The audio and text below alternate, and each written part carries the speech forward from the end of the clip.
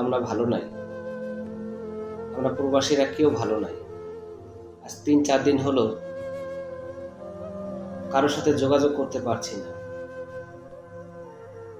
আপনারা কথায় কথায় নেট বন্ধ করে দেন। আমরা কি আপনার বাবার টাকায় নেট চালাই? আমাদের প্রবাসীর কষ্ট বুঝেন আপনারা? কেমনে বুঝবেন?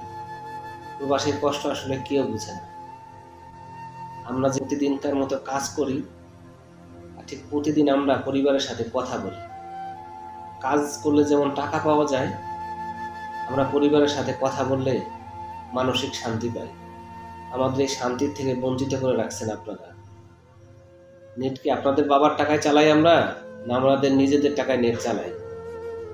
আমি আপনাদেরকে অনুরোধ করব, সকল প্রবাসীর পক্ষ থেকে অনুরোধ করব, আপনারা নেটটা ছেড়ে দেন, আমাদের একটু শান্তি দেন। কারণ আমরা এমনিতেই কষ্টে থাকি। আমি অনুরোধ করব সকল প্রবাসীর পক্ষ থেকে, আপনারা নেটটা ছেড়ে দেন, আমাদের পরিবারের সাথে কথা বলার সুযোগ করে দেন। আর না হলে আল্লাহর গজব পড়বে আপনাদের উপরে। আর থাকতে পারছি না।